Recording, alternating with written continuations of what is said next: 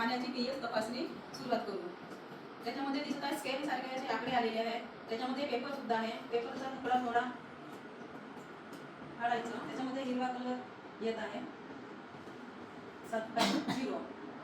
तर हा पाणी पिण्यायोग्य आहे। संपूर्ण कठोरता चाचणी घेणार आहोत। त्याच्यासाठी आवश्यक सामग्री hardness reject M, hardness reject B आणि hardness reject C, measuring cylinder, plastic प्याला।